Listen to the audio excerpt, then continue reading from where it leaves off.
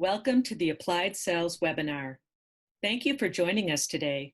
We are excited to have you with us for the launch of our new Mars system. Dr. Elizabeth Chislak from the University of Pennsylvania School of Medicine will show how the Mars system improved pre-enrichment of breast cancer cells. Please type your questions in the Q&A box to the right throughout the webinar. Hi, everyone. My name is Beth Chislak, and I'm a senior research investigator in the laboratory of Dr. Louis Chodosh in the Department of Cancer Biology at the University of Pennsylvania.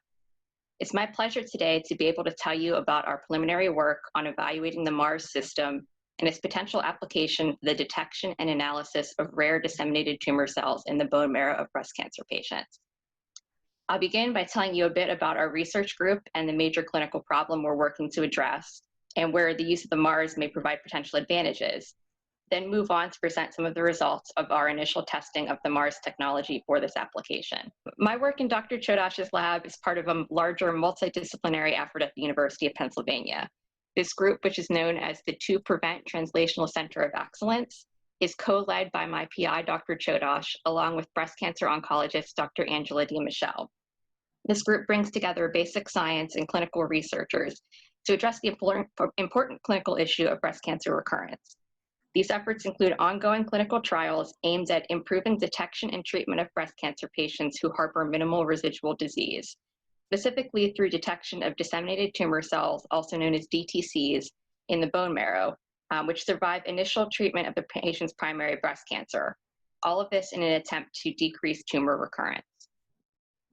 What makes this issue so important is that while improvements have been made in treatment of primary breast cancers, particularly when they're diagnosed at early stages, over 20% of breast cancer survivors will eventually suffer from tumor recurrence, which can occur as long as 20 years after their initial diagnosis. And these recurrent breast cancers are largely resistant to treatment and ultimately are responsible for most breast cancer-related deaths. Most breast cancer recurrences occur at distant metastatic sites and result from the renewed growth of disseminated tumor cells, which are also, as I mentioned, known as DTCs, which spread from the primary breast tumor to distant sites, survive the initial treatment of the primary tumor, and are thought to remain in a dormant state for months, years, or even decades prior to their outgrowth into detectable recurrent metastatic tumors. One site to which breast cancer cells spread and which can be readily sampled to detect DTCs is the bone marrow. DTCs, as detected by IHC based on their expression of epithelial-specific cytokeratin proteins, can be found in over 30% of patients with early-stage primary breast cancer. Importantly, numerous studies have demonstrated that the presence of DTCs is a poor prognosis factor for breast cancer patients. Patients who present with detectable DTCs are more likely to relapse compared to those who do not, and also have decreased metastasis-free and overall survival, as shown in the plot on the left. However, while detection of bone marrow DTCs can help identify breast cancer patients at increased risk of recurrence, at present, there are no specific therapies targeted to the biology of these dormant DTCs. Since DTCs are thought to represent the pool of cells from which recurrent breast cancers arise, having the ability to efficiently detect and eliminate DTCs could have a significant impact on clinical outcomes for the millions of breast cancer survivors who are potentially at risk for tumor recurrence. However, in order to develop and test such strategies, it is essential to improve the methodology by which we detect DTCs. As I mentioned previously, the current standard method for detection of bone marrow DTCs involves IHC-based detection of cells expressing epithelial cytokeratin proteins. However, this assay has several drawbacks that limit its utility. Of particular relevance to what I'll present today, the current DTC detection method has a complicated workflow, which is shown at the upper right, which involves substantial hands-on processing, including multiple centrifugation and washing steps, each of which leads to a degree of cell loss. The net result of this is that this assay has limited sensitivity, which is an important consideration given how rare DTCs are. Specifically, from our studies of breast cancer patients with minimal residual disease, as well as various other published studies, we know that DTC frequencies can be quite low as perhaps 1 DTC in 5 million nucleated bone marrow cells. These low DTC frequencies present a major challenge for detection and can lead to a high risk of sampling error. Therefore, there's a critical need for an assay with increased sensitivity, which would in turn require the ability to rapidly process larger volumes of bone marrow, while at the same time minimizing cell loss. This is where we believe that the Mars technology could present a potential advantage. You've already heard about the Mars system a bit, so I won't go into too much detail here. But just to review, we performed our testing using an early version of the Mars system known as the Alpha prototype. This unit has two separate modules, enabling magnetic depletion of unwanted cells. So in our case, these were CD45 positive bone marrow hematopoietic cells, as well as a microfluidic chip in which acoustophoresis-based removal of red blood cell lysis debris occurs. One of the major potential advantages we see to using the Mars is the speed at which samples can be processed. The standard setting enables a rapid sample flow of 0.8 milliliters per minute. As the Mars is a standalone device, the enriched cells obtained can be used for downstream analysis on platforms including flow cytometry, which is the method we use for DTC detection in our pre-enriched samples in the experiments I'll be discussing. In addition to the rapid sample processing, the other most important theoretical advantage of the Mars for our particular application is it enables use of a workflow with minimal hands-on sample processing steps, with no centrifugation or washing steps, which may be expected to result in improved tumor cell recovery and higher sensitivity. To build further upon this point, as you can see from the comparison of the workflow chart shown here, and I'll note that I'll talk more in detail about the Mars workflow later, the Mars procedure replaced multiple sample processing steps in the standard IHC-based DTC detection workflow that's shown at the top, which substantially reduced both total sample processing time and, importantly, reduced the amount of hands-on sample manipulation required. As an initial test and general quality control check for the Mars system, we first performed optimization of the Mars acoustic chip voltage to determine the optimal settings for breast cancer cells. For this, we used a mixture of two human cell lines, the T47D human breast cancer cell line and Jurkat T cells, which are a bit smaller in average size. These cells were stained using a cocktail of fluorescently conjugated antibodies, enabling us to distinguish between the two cell types. And the mixture was then processed using the Mars CPC Wash acoustic washing program, while applying increasing voltages to the acoustophoresis chip. We collected both the final washed cells and the cells that were lost to the chip waste compartment and analyzed each on a flow cytometer. The data shown here are the percentages of the total cells of each type that were successfully recovered after acoustic washing by the Mars. As you can see from the data plot, the higher the voltage applied to the Mars chip, the better the cell recovery, until recovery plateaued at approximately 18 volts, shown inside the red box, which we chose as our optimal voltage setting and gave us over 99% recovery of each cell line. It's also worth noting that larger cells, such as doublets or clusters of Jurkat and T47D cells, which are depicted by the green bars, could be effectively recovered at lower voltages. And conversely, that smaller cells may actually require higher amplitude settings for efficient recovery, but that the Mars settings could be optimized for the cell type of interest. To evaluate the performance of the Mars for breast cancer cells in bone marrow, we have performed a variety of spiking experiments using the workflow shown here. We obtained healthy donor bone marrows from commercial vendors and used cell sorting to spike a known number of human breast cancer cells into these bone marrow samples so that we precisely know the number of tumor cells present prior to the enrichment process. The samples were then labeled using a mixture of fluorescently conjugated antibodies targeting either tumor cell or bone marrow cell markers, along with magnetic particles for depletion of CD45 positive bone marrow hematopoietic cells. This staining was directly followed by red blood cell lysis. I should note that all of these steps were performed using a stain, lyse, no wash protocol without any centrifugation or washing steps or manual pipetting. From there, the samples were processed using the Mars combined magnetic depletion and acoustic washing program, enabling removal of red blood cell debris and excess unbound antibodies, using the optimized settings discussed earlier. Lastly, the final samples were assessed by flow cytometry and FACS to evaluate the recovery of spiked tumor cells. For our initial testing, we used a high spiking concentration of 1 tumor cell per 4,000 nucleated bone marrow cells, and spiked two different human breast cancer cell lines, MDA-MB231 and MDA-MB453, each at 1,000 tumor cells in 200 microliters of bone marrow. The 4 testing replicates shown here were processed as part of 2 independent experiments, and the percent recovery of each cell line is shown in the table. Average recovery, shown in the red box, was approximately 90% for each cell line and ranged from 77 to 97% across all replicates. In comparison, we have previously observed an average of about 50% recovery of spiked tumor cells when using Ficol density gradient centrifugation as part of the standard IHC assay workflow. As I mentioned previously, where we see the MARS as being particularly useful for our application is in its ability to rapidly process samples, which can enable us to analyze larger volumes of bone marrow and find rare DTCs with higher sensitivity. However, one limitation to scaling up bone marrow volumes using our initial MARS workflow is that it would require a corresponding increase in antibody volumes and their associated cost.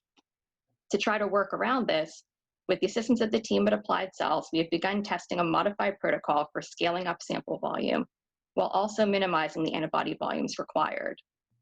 In this workflow, spiked bone marrow samples are first subjected to magnetic depletion of CD45 positive bone marrow cells and removal of red blood cell lysis debris using the MARS combined magnet and acoustic washing program, as was performed in the original workflow. But then the enriched samples are run through the MARS chip again, this time using a sample concentration program to reduce the total sample volume. Samples can then be stained using a decreased volume of antibodies, and excess unbound antibodies are removed by MARS acoustic washing prior to downstream analysis. Here I'm showing examples of one set of data from a spiking experiment in which we spiked tumor cells at a lower frequency, this time approximately 1 tumor cell per 1 million nucleated bone marrow cells, which is a more realistic level actually found in patient samples, and processed the sample using the modified workflow shown in the previous slide. The data table shows the tumor cell recovery data for a sample process using MARS in comparison to a non-enriched baseline sample. Nearly the same number of spiked tumor cells were detected in each of these samples, both prior to and after MARS enrichment, shown above the arrows, for a 92% tumor cell recovery following processing on the MARS. So the addition of extra MARS processing steps as part of the modified workflow did not appear to significantly impact spiked tumor cell recovery in this experiment. We also analyzed the MARS chip waste from each of the 3 processing steps and examined what percentages of various bone marrow cell populations were lost at each step. As you can see from the plot at the bottom left, only a low percentage of bone marrow granulocytes, shown by the black bars, were lost at each step, at most 3 to 4% in the initial wash, while a higher percentage of lymphocytes, which have a smaller diameter, were lost to the waste. This was still less than 10%. So a low level of bone marrow cell loss was observed overall, and the loss of the smaller lymphocytes likely resulted from using amplitude settings optimized for recovery of larger tumor cells. To examine reproducibility of MARS performance for recovery of spiked tumor cells, we have processed multiple replicate bone marrow samples spiked with human breast cancer cells at varying low cell numbers, as low as 1 tumor cell per 5 million nucleated bone marrow cells. In the bar graph on this slide, each group of 2 bars represents a different pair of spiked bone marrow samples.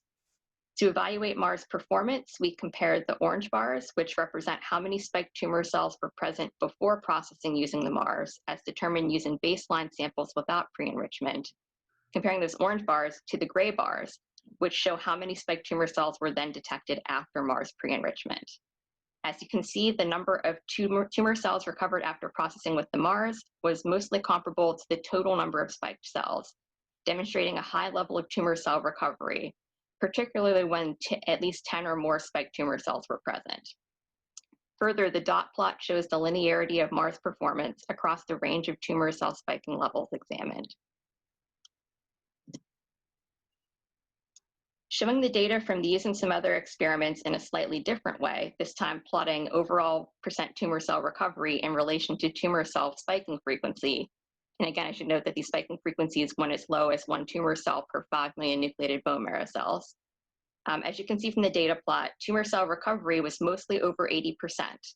So tumor cell recovery was not unexpectedly a bit lower and more variable at spiking levels below 1 tumor cell per 500,000 bone marrow cells. However, this was still higher than the 50% recovery rate that we've observed previously using the standard DTC detection method. And importantly, at least preliminarily, we were able to detect tumor cells at the lowest level tested, 1 tumor cell per 5 million bone marrow cells, which would be a sensitivity level necessary for analysis of minimal residual disease in breast cancer patients. So to sum up, we have found that the MARS could be applied for pre-enrichment of bone marrow samples for detection of human breast cancer cells with high tumor cell recovery, averaging 80 to 90%, but often higher, and low rates of bone marrow cell loss, as well as performed initial testing on adapting its use for rapidly processing larger bone marrow samples. In data that I didn't have time to show you, we've also found that MARS enables efficient magnetic depletion of bone marrow hematopoietic cells, enriching for relevant target tumor cells. Moving forward, we plan to continue some of our testing that was unfortunately interrupted by COVID-19. This includes performing further volume scale-up experiments and continuing to examine tumor cell recovery at lower frequencies, as well as eventual testing of the MARS platform for analysis of breast cancer patient specimens. So wrapping up, I'd like to acknowledge several people whose efforts have been essential for this work. In addition to Drs. Chodosh and Dean Michel of the 2Prevent TCE, I particularly need to thank George Woodfield and Jewel Graves, who were the research specialists in the Chodosh lab who performed most of these experiments, as well as Dr. Johnny Moore and the UPenn Flow Cytometry Corps, who provided us with access to this technology. We're also grateful for funding that our laboratory has received from a variety of sources which are listed, and I'm personally supported by a postdoctoral fellowship from the Susan G. Komen Foundation. Lastly, I'd like to thank the team at Applied Cells for allowing us to test their MARS prototype and for providing us with their technical expertise.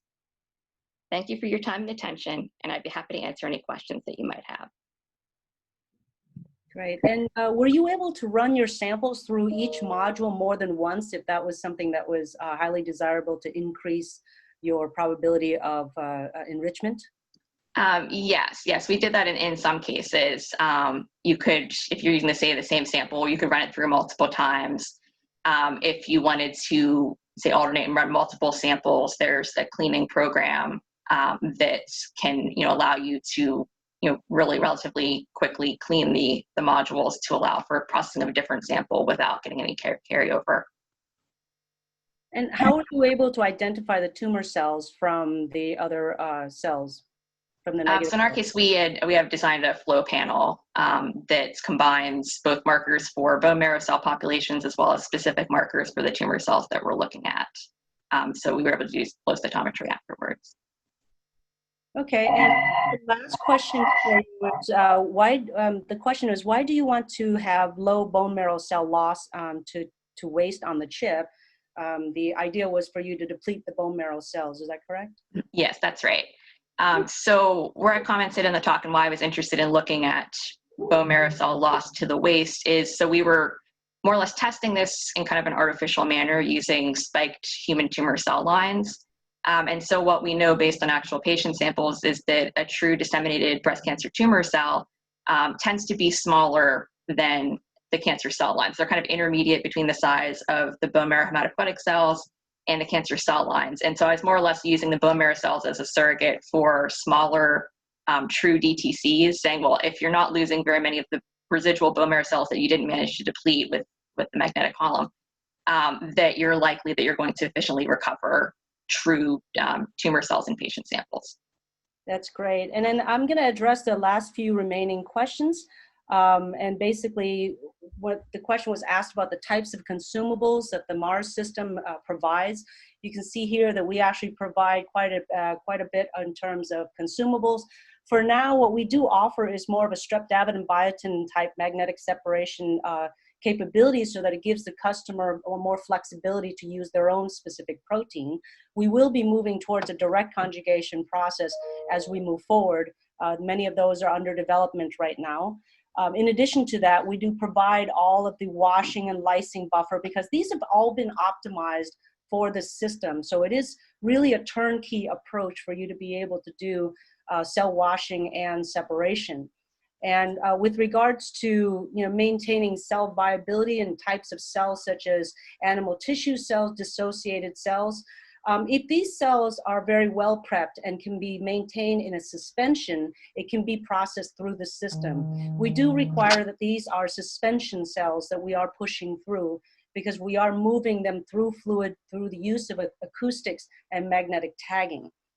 So if they can be maintained in solution for a window of time, we can process it through the system. So I hope that addresses that question. At this point, if there are no other questions, I'd like to wrap it up and thank everyone for attending today and joining us for the launch of the MARS program. And I hope that you will be able to contact us at info@appliedcells.com if there are any further questions, or if you'd like to be able to see the MARS system in action.